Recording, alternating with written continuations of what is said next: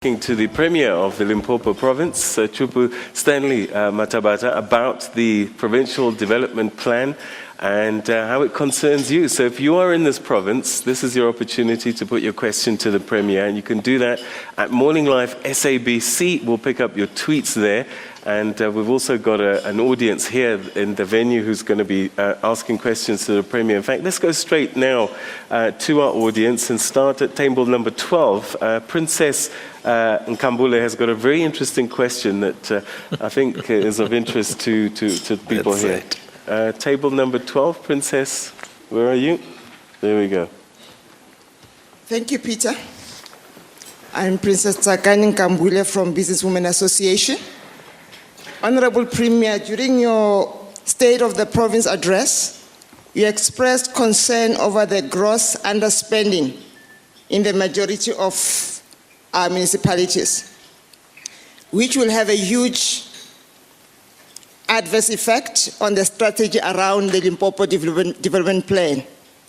My question, which is directed to the Honorable MEC for Coxta, is what measures have been put in place to continuously monitor and evaluate the non-performance of these municipalities, and what is government doing to build capacity in those municipalities?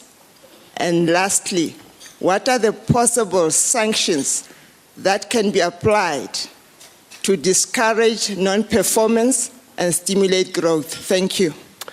Thank you very much indeed for that question. And for those of you at home, just to give you an indication of some of these challenges, I know that, and this is from your speech, Premier, municipalities are spending only 26% of their municipal infrastructure grant. I mean, that is staggering underspending. Why is it happening, and what are you doing about it? Maybe let me allow the MEC to respond first. Okay. All right, MEC, if you could stand up, we'll get a microphone to you. So huge challenges, municipalities underperforming, Auditor General's not terribly impressed, and this underspending. What's gone wrong? Thanks, Peter, and the viewers at home. I'm Makoma Makrupechi, the MEC for Coxta in Limpopo. It's indeed the Premier raised a serious concern in terms of the underspending by municipalities, because you will know that the municipal infrastructure grant basically is the money that is meant for your roads, your basic services at the municipal level. But upon that, the Premier himself has given instruction that we establish a team that comprises with ourselves, leader in the province, and officials from the department, from Office of the Premier, working together with both Department of Water Affairs and Water Affairs in the province, so that we are able to develop a plan, which is a forward planning. As we speak, we are working with those municipalities to make sure that by the end of May, when they when they approve both the IDP and budget, already they've adopted the projects for the next financial year, so that they start advertising now, that by July, when they start a new financial year, already they start making sure that they implement the new project and they start spending. It's indeed that those municipalities, some of them had institutional challenges in terms of the senior officials, your technical directors and other officials. We have worked very hard this financial year to assist that those municipalities are able to fill those vacancies. And over and above, we are able to assist them to make sure that their project management units are really on course to make sure that we are able to assist them. Lastly, we do have an audit steering committee that comprises with ourselves and MEC for Treasury, where we are meeting with them on a regular basis to make sure that even when they spend, they are able to spend in a proper manner, they are able to follow the financial supply management policies and all the necessary regulations. All right. Princess asked a very important question, sanctions. If people don't perform, what are you going to do? Are you going to fire them? Yes, there are consequences for wrongdoing. What are The they? Premier is very clear on that, Let's- and we are all clear on that. Let's There put it- must be consequences, and as you see, there are already consequences in several municipalities. There are municipalities where the municipal managers are made to account as we speak. I can mention a few municipalities. You might know that those municipalities, as a department, we have seconded more than 6 senior officials as active municipal managers, where those municipal managers were not able to deal with issues properly, and they are made to account in those All right, municipalities. these people didn't appoint themselves. The people who are appointing these incompetents, what's going to happen to them? I think, Peter, some of the things is not necessarily, You will know that at political level, there was intervention in those municipalities by appointing new mayors. There are several municipalities, not less than 6 municipalities in this current financial year. The mayors have been changed, the PMT have been changed, and we are now preparing for the 2016 local government elections. We want to make sure that even councillors that comes in are those that will be able to take over the responsibility of making sure that even municipalities, there are municipalities where there are growth points. You are Tubatse, you are Mosena, you are Lepalale. We need capacity councillors in those municipalities to manage the kind of growth that we expect, because we really indeed want to have cities in Lepalale in this current phase of our own administration. All right, Thanks. well, we wait to see what the consequences Yeah, are. you see, Peter, I think perhaps to add to what the MEC was saying, normally people tend to think that nothing is happening to those people that were appointing these people, forgetting that 18 months ago we came in as an intervention team. What had happened? Because there were consequences against those who were appointing these people that we are dealing with now. All right. Okay. Well, talking about people and so on and so forth, earlier this month, 3 Limpopo heads of department had their suspensions lifted. They came back to work, but in lower positions. Why was that? And yet the DG still is suspended. And people are getting paid for 12 months to sit at home and watch Morning Live and SABC. How can we be in this situation, Premier? You forgot to mention Muvango. Yes.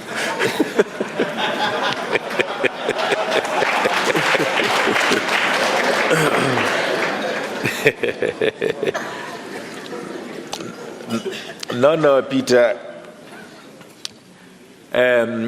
Yes, we had to take that decision. As you would agree with me, always when you charge a person, you expect that person to either come out clean or be convicted. Yeah. Currently, when we went into all these things, remember, we are repairing.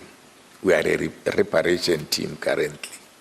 We are dealing with the problems that were created, I think, in the past 5 years in the main, So we are trying to repair all those things that were happening that time. And I was saying yesterday that when you repair, when you renovate, there is always rubble and dust that takes place during that period. So you must be prepared to have sufficient shock absorbers to absorb that. In some instances, you'd find that there are allegations against the person. But when you say, but people, you say there are allegations about this person. Where are the charges? In some instance, in one case, an HOD was suspended. We were told, you remember we were under administration, we were told that this HOD, we have got a case around this HOD. There are so many things that we think happened about this HOD. We would want him to be suspended so that these things can be investigated. After 12 months, we realized that we don't get sufficient reasons, to keep him on suspension. Then we said, what do we do? Instead of keeping him there watching this Muvango. Yeah. Watching the premier on Muvango. Rather bring him back to the department and give him a different responsibility. Okay, I think I've asked you this before. There's some perception out there that you were purging Castle Matale's people. Is that true? It can't be true. That cannot be true. Why should we do that? Why should we do that? We can't purge people because we believe they are somebody else's people. We've got so many people who are appointed by Premier Matale who are still HODs. They are not charged. Some of them are still mayors. Some of them are still or are in various positions. But if we've got suspicions that there is something untoward within your work, we'll take action. Okay, all right. Let's go back to table number 5. Floyd Mtombeni is there. Table number 5. There we go. There's Floyd. He has a question. Again. Thank you. My question, I think I'll direct it directly to the Premier to say what is he doing to curb unemployment for the unexperienced youth, young graduates who are coming directly from university, whereby without experience there is no employment for them. Thank you. Okay, so Premier, how do we deal with... Like I said in the State of the Province again, State of the Province address, you also mentioned the Education Summit. We said we need, as a province, to look together with the National Department of Education, both basic education and higher education. We need to sit down and look at this province and say, what are the economic needs of this province in terms of skills development, and design our education to respond to that, so that you don't get these graduates out of university and when they come into the economy, there is no place for them. Why? Because they did not study things that are relevant to the needs of the economy. But currently, we are trying to integrate them in the form of getting them further training, getting them either into learnerships and into other forms of further training.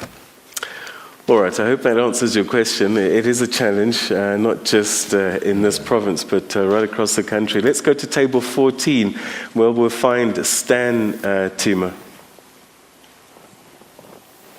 Thank you, Peter. And morning, our Premier. I've got 2 questions directly to our Premier, Stan Mathabatha. The first question is, in terms of the Limpopo Development Plan, I think I've heard you explain it very properly. It's a good plan that can help to address the triple challenges of poverty, unemployment, and inequality.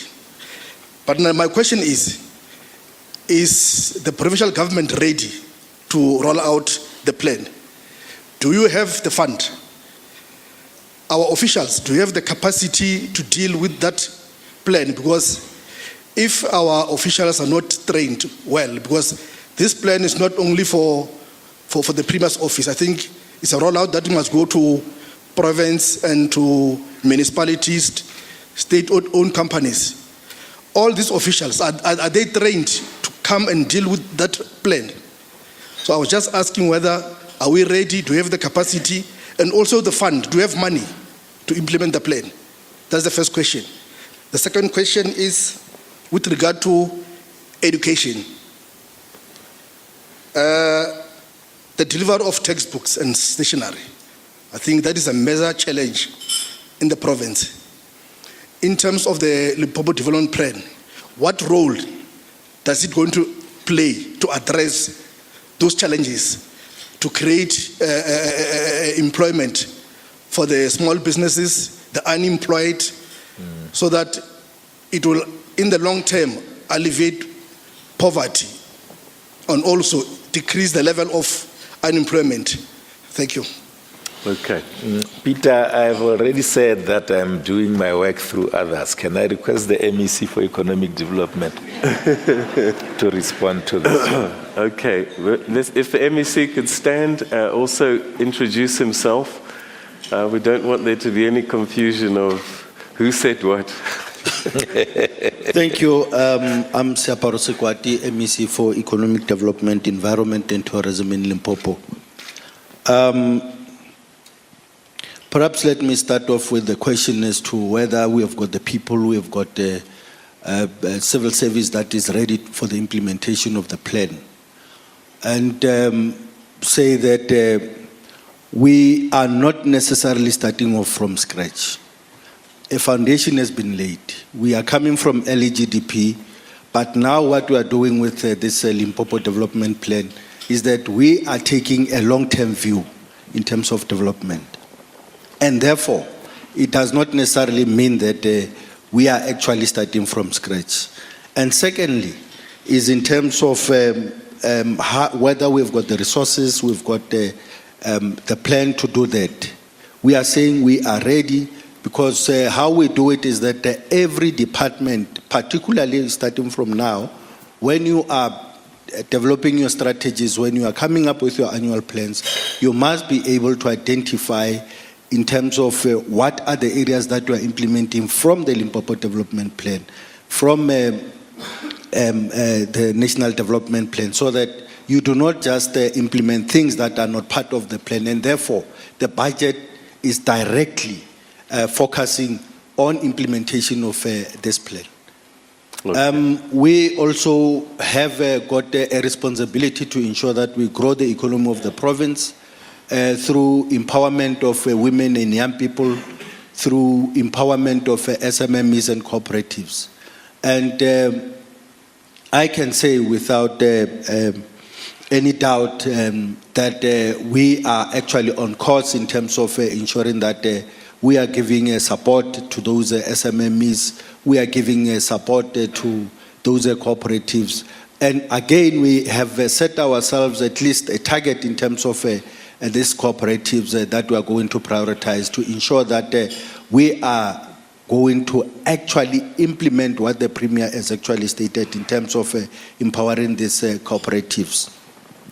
We also have got programs that are tailored for young people who might not necessarily be in employment, who are not working anywhere. And we are actually tailoring some of the programs together with them to ensure that we are able to assist them to create jobs themselves instead of looking for jobs. So we believe that we are on course. Okay, so you're ready and funded. Premier,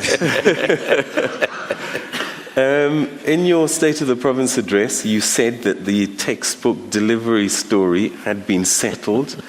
The DA says that you are being economical with the truth, and we have another witness here saying that it's a problem. Which is it?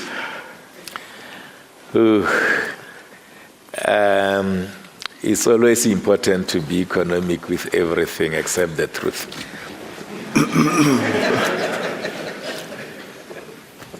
But I must say, you know, when it comes to schools and textbooks, we don't buy textbooks, new textbooks for schools every year.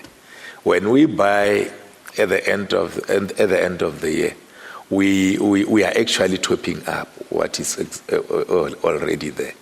So we expect principals to play ball with us. We expect the communities down there to play ball with us.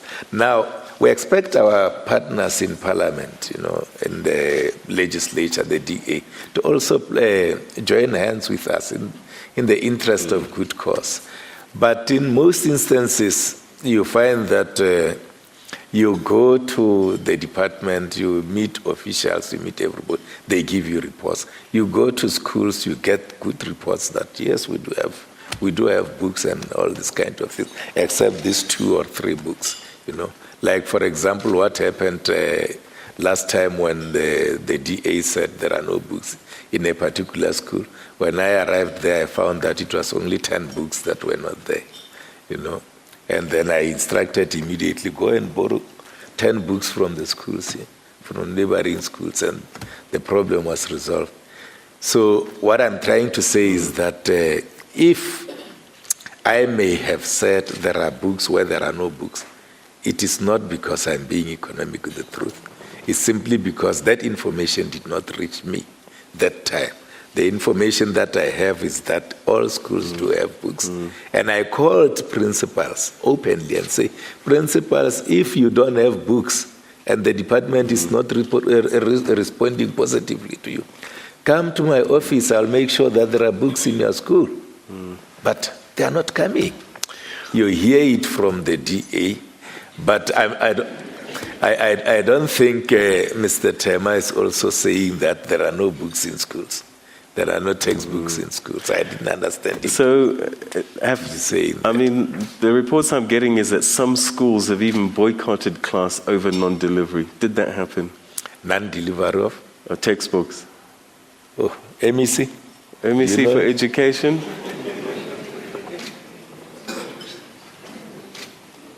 Okay, where's the MEC for education?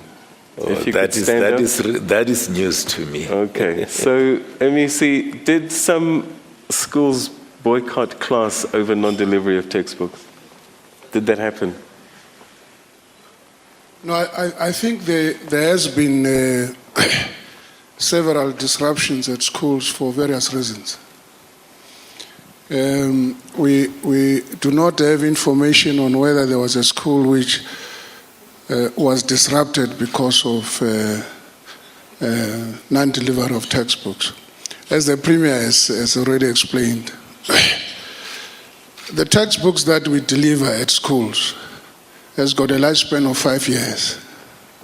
Now, if we've delivered textbooks this year, we expect schools to be able to recover the textbook at the end of the year, every year, so that when we top up based on what we've already delivered.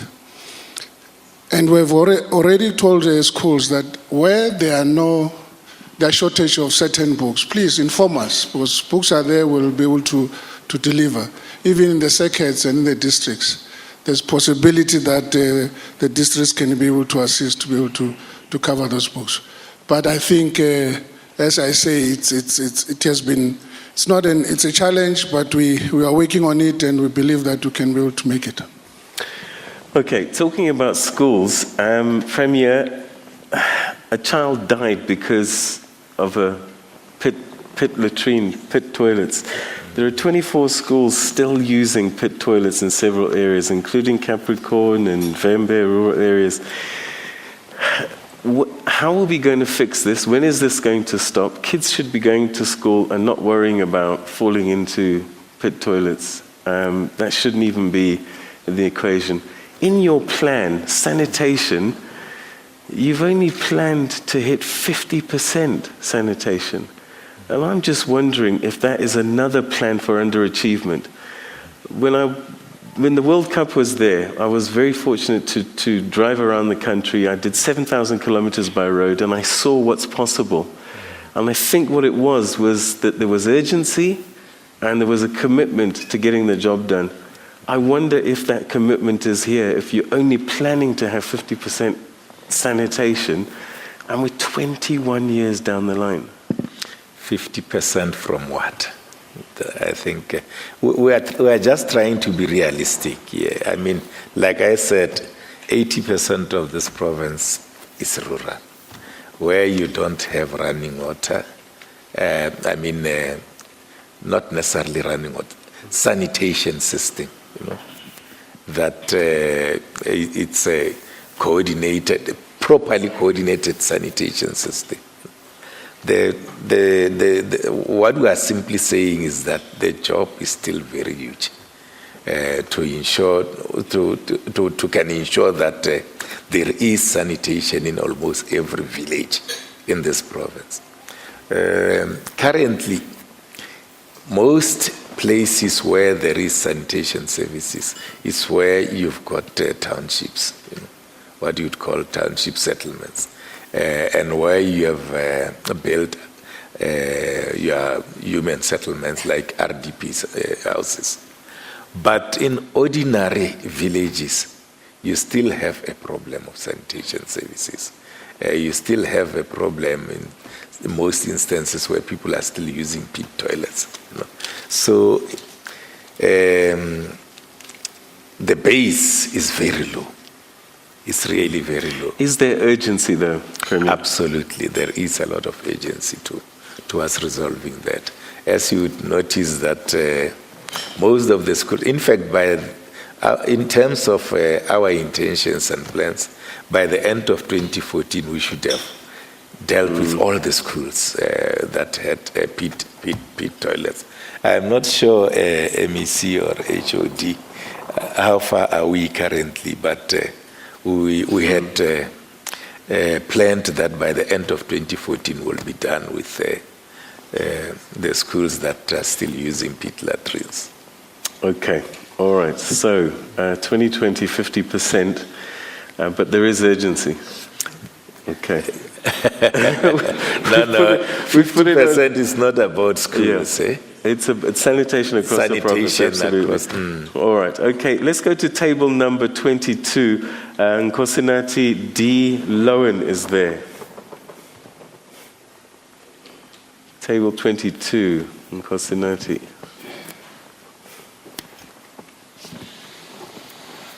Premier, my Premier. Good morning. Income versus expenses. My calculation shows me that a normal household can survive with an income of about 11,900. I mean, I'm talking about squeezed budget without cheese, and talking about food, shelter, education, transport, and everything. Majority of the people do not make to that. Now, Premier, for people to arrive to that, they have to make use of credit. And credit providers have seen that gap and take advantage of that. Hence, so many people are indebted today. I'm talking about civil servants here. My Premier, what have we done? What are we doing to cover that shortfall for our people, the majority of them? Thank you. Okay, so Premier, it's a huge problem. People are not earning enough. They're hugely in debt. Debt providers are taking advantage. In fact, we even hear stories of teachers using their entire salary to service debt. How do we help?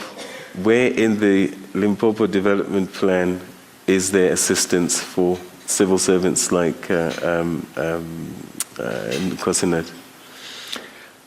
Peter, I think you'll agree with me that that is an international, it's not even a national problem, it's an international problem. It has to do with the economy, the global economy today. Economies of the world throughout has got the problem that is raising. We are not unique to that, because we are linked to the national economy itself. So the Limpopo Development Plan is trying precisely to address issues such as that, because you go into those kind of debts because of either unemployment or poverty. In the main is the issues of poverty, because what you are earning cannot meet your needs. So, and government cannot continuously subsidize that. As you would notice that in any economy, a subsidy is final.